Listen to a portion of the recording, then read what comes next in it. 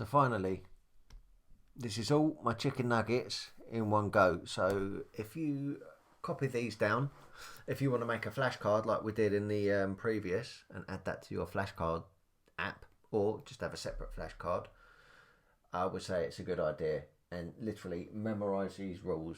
And every time you do a design, once you're finished, if you haven't managed to implement all this stuff, go through your design, check these rules, make sure that you've stuck to all of them, and if you have done, you'll be in a good place. So let's go through these rules quickly.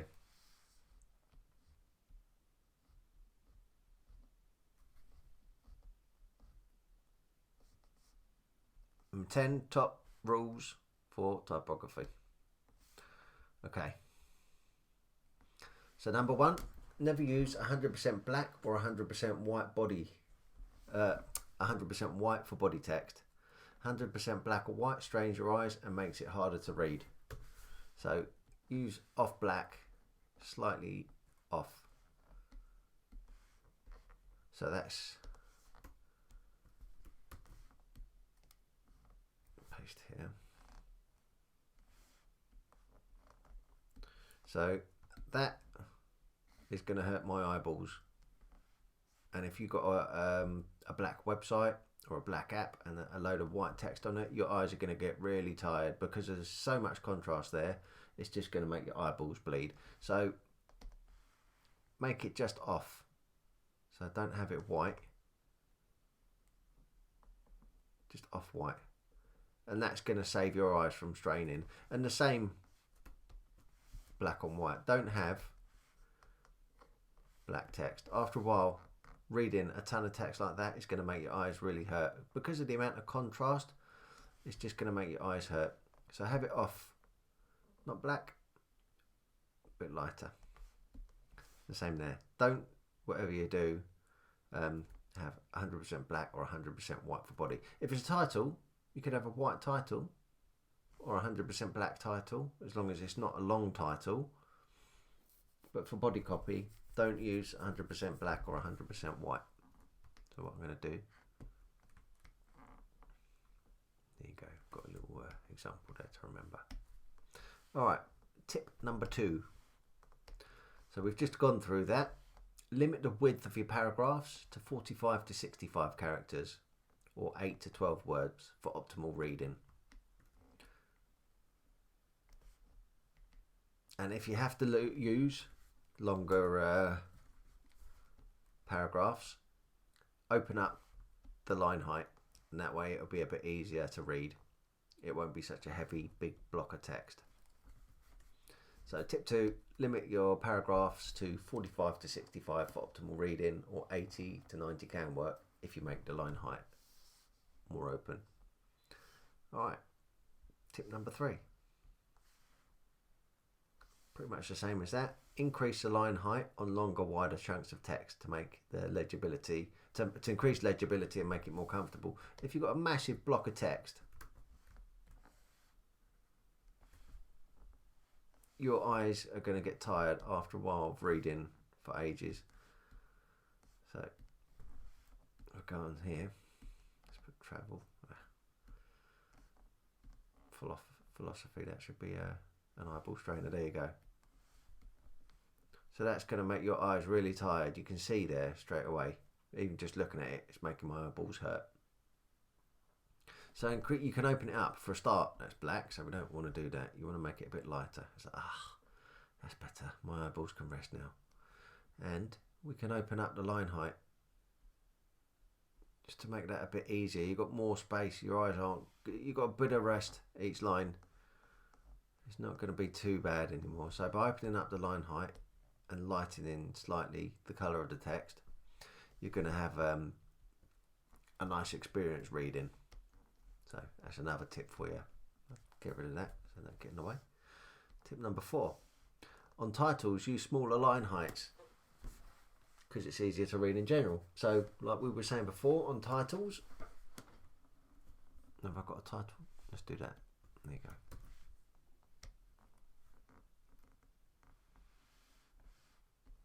Caps, and let's make that 100 so it's big. Whoa, that's big.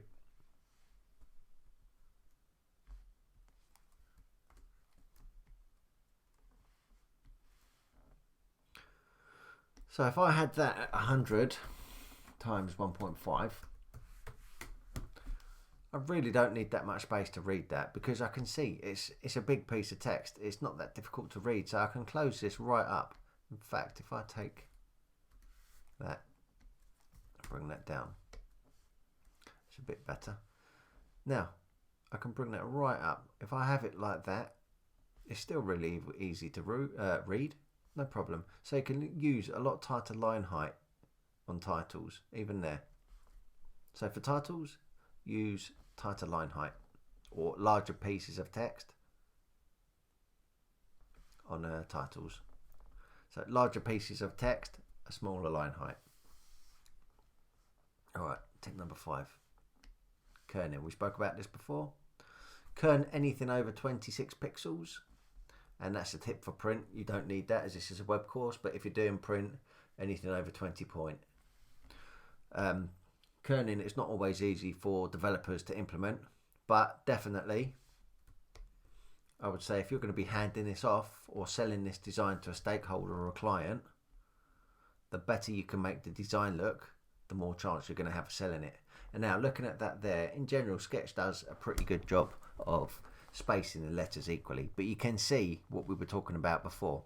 You can see that the space there, because of this angle, looks a lot wider than the space between there and there, or the space there looks slightly smaller because it's straight against a curve. Now if that was in 18 pixels, you're not going to notice that. To you that looks fine, but at a larger size you do notice it, so you want to start kerning it. And again, just reducing the size and trying to make the space feel more even across the word. And if you haven't got time, like I said, on the web it's going to be difficult for your developer to do it, and if you're in a real rush, if you're in an agency, you'll be knocking work out. They won't give you a lot of time to do stuff normally. But if you've got time and you can kern, your design's going to look a lot tighter and a lot more professional if you can kern everything, just to hand it off, to sell that design, to sell it to your boss, to sell it to your client. If everything's looking as good as possible, you're going to have more luck selling that design. So if you can, kern. But remember, you only need to kern over 26 pixels for website stuff on the web. And there you go. Lovely. So anything over 26 pixels, kern it. Tip number 6. Widows and Orphans. Remember, always check for widows and orphans. And even here, I'll just flip this round. So it gives this a little bit more length, so it feels a bit more even. Remember, widows are the stragglers at the bottom of the paragraph, and orphans are the stragglers that run into the next paragraph. So when you finish your work, your design, and you're going back through to make sure everything's looking good, remember to check for widows and orphans. Sometimes you're allowed to cut words out yourself. Other times you're going to have to talk to your content editor, and hopefully they'll be able to help you out with that as well.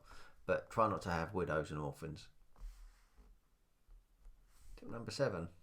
Use contrast for creating visual interest and also for creating hierarchy. So you can see you've got contrast just here on its own. You can see number 7, most important. Create interest. Second.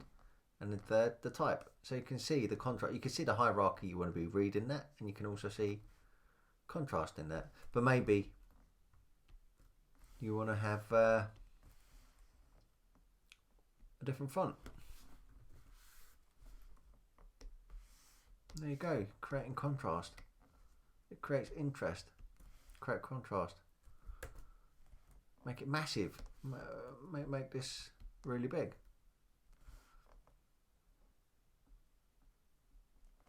You can make that thin. You can make that smaller.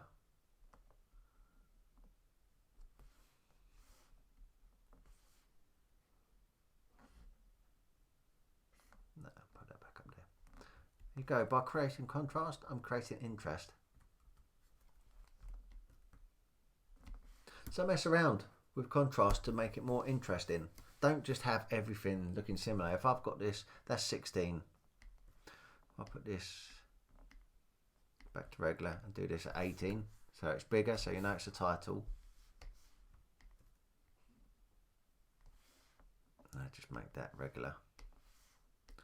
That's a bit dull, isn't it? Really, it's not too interesting. It's too similar. If everything's similar, there's no hierarchy and no interest. Create interest with contrast. So remember that rule. Can't remember what that is. I just copied the layer style. Copy start. Paste start. That'd be bold. There you go. And just create contrast. If you create contrast, things are more interesting and people are going to be more excited to look at your designs and spend longer on your website. Alright, tip number 8. Size type consciously. So remember what I said about using scales. Don't just randomly pull numbers out of thin air or out your arse. Think about how you're sizing your type. Think about scales. Think about proportions. You want everything to relate to each other. By doing that, you're creating harmony and unity throughout your designs. If you use a scale for your type and you use that same sizing scale for sizing your images or using your spacing, imagine if I just decide, all right, I'm going to go up in 10s. So my body font is going to be 10. My subtitle's going to be my body's going to be 20. That's going to be 30. My subtitles are 30 and my big titles are 40 or 50. I'm just going to go up in 10s. Okay, so now I've got a scale of 10. But I can go further than that. I can say, all right, spacing between stuff. I'm going to use that 10 scale now on my spacing. So I'm going to say between every heading and every heading and every body text, it's going to be 30 pixels space. And then between my big headings and subheadings is going to be 20 pixels of space.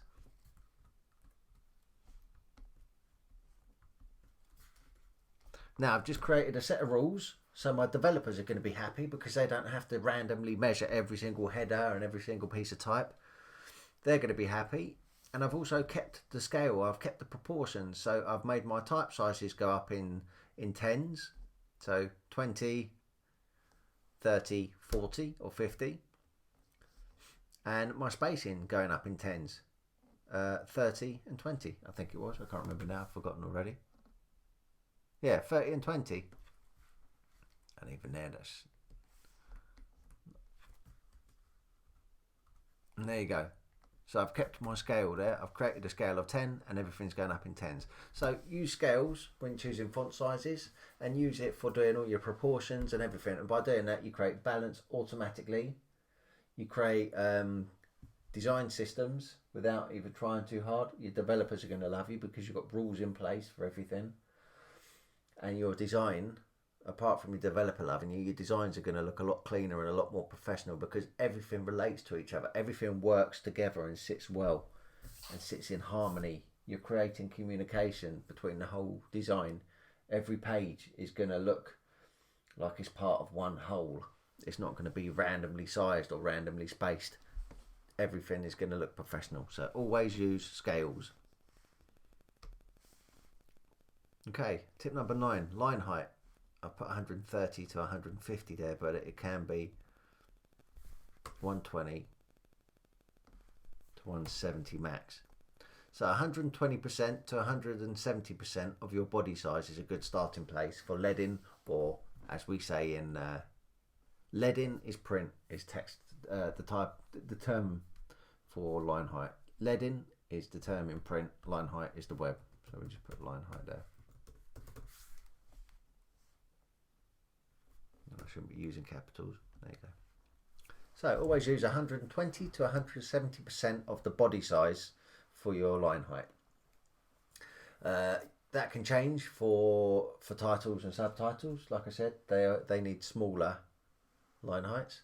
But for your body text, just start at 120 to 170% and mess around. or use your scales, but just keep it within 120 to 170 of the body size, and you're good to go.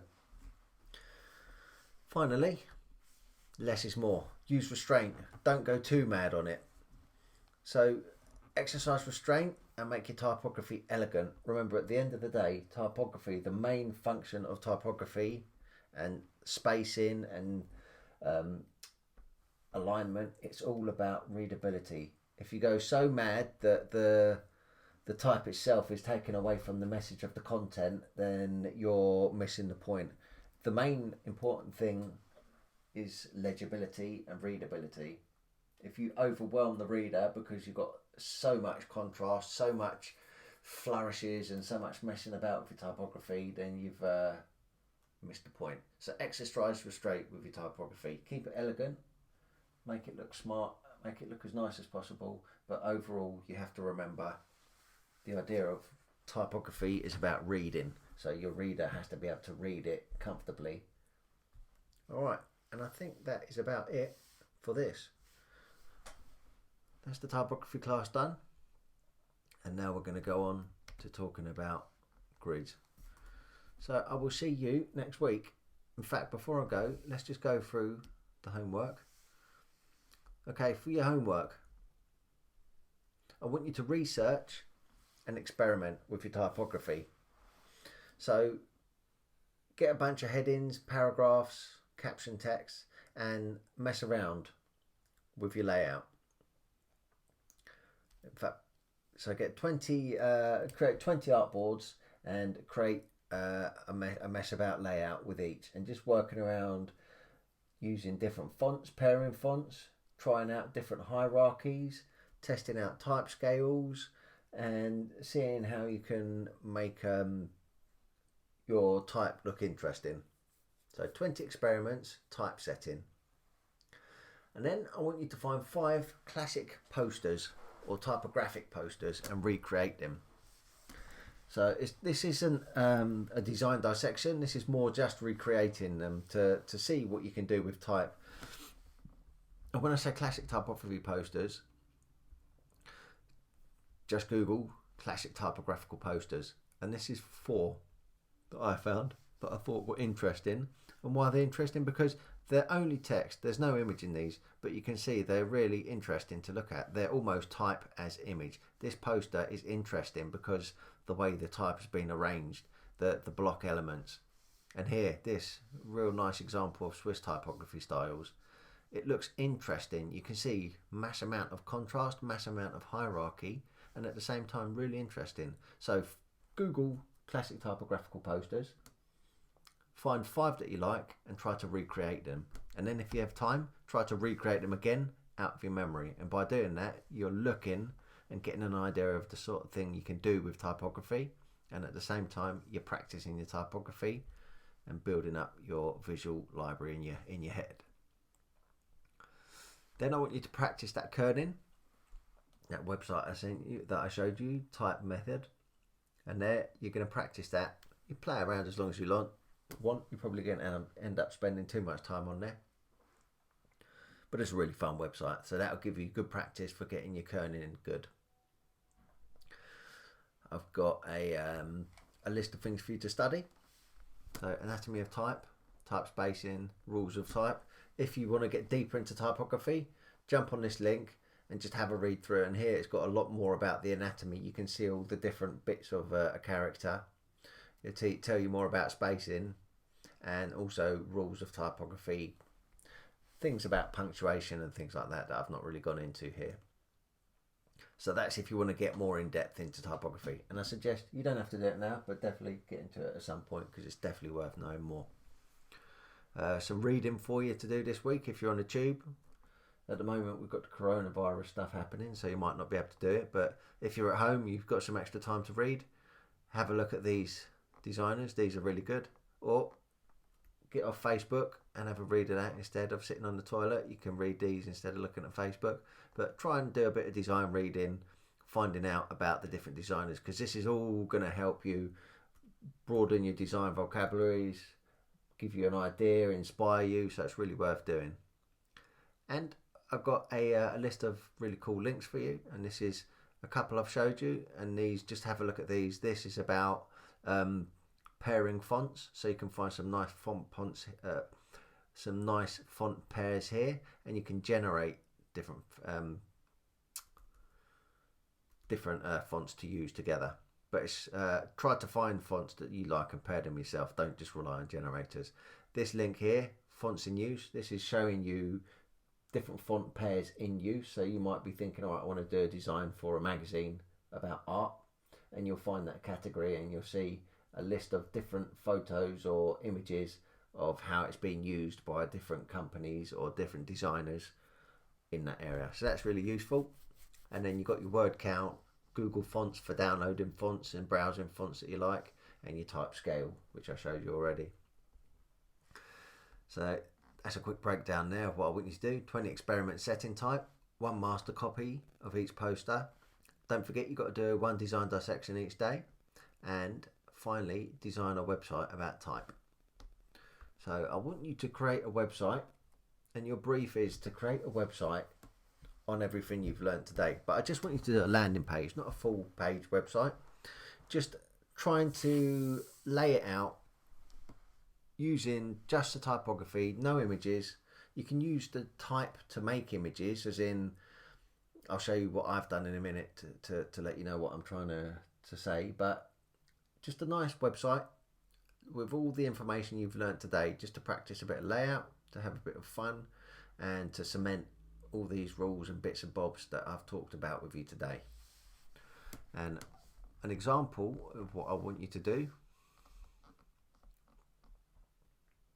Oh, all right, I think I've deleted it by accident by the look of it, but no problems.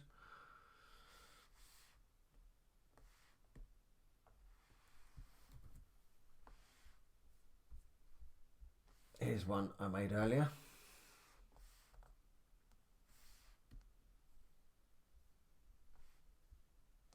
So let me lock these layers. And this is what I want you to do. So I created this, and it's literally, that was my anatomy of type picture that I went through with you. So I've just created it. I've made that almost like a hero image. I've added a nav to make it a bit more realistic. So I want it to look like a website, and it'll be a full width website. You can see that I've added the grid in here just to give it a bit of just a bit of a flourish, but also to help hold in alignment, but it's more like a decoration. And that's what I mean by type as image. So I've used this as image. So there's no actual images in this website, but I've used the type itself as an image. And I've just used, I'll show you my grid. I've got a 12 column grid here. And you can't see them now because the grid's on, but my lines are all lining up with the grid. So I want you to use the grid. I want everything to stay. You can see here, this is all lined up with the grid. I'm going to go into grid more in the next lesson, but you can see everything is lining up in my columns in the grid. I'm not starting content outside in the gutters. It's all within the grids. And you can also see that it's all in the baseline. Everything's sitting on the baseline. So I want you to do that for this week. Make yourself a website using the text and the content we've done today. I will give you this file so you can have a look at it. But just doing it like this, I've just created a website. You've got your hierarchy with white space. Again here, I've made an image out of text here. And this, you've got all your nuggets here. Just copy. In fact, don't copy it. Make your own design and have a play with it. It doesn't have to be amazing yet because we're not gone through grids, but you're just having to mess around and getting used to playing with typography. Here's our tips. And there you go. So that's our website, or my website should I say. Just a mock-up, messing around, playing with some layouts. Nothing too amazing, doesn't have to be perfect. You don't have to spend 3 weeks on it. But just this week, try and get a little mock-up. Even when you're practicing your 20 layouts, you can be thinking about this website. So you could even do 20 thumbnails and quick 20 mock-ups with the different sections. So you're getting used to it. You can play with the kerning, mess around with the letter spacing for the titles. And again, if you wanted, like here, I was saying about creating your titles. So maybe I'll space this out, make it uppercase, and put that light, and I'll update that. And because I made it a text style, it's now just gone across. So I'd have to fix that, I guess. But it's gone across.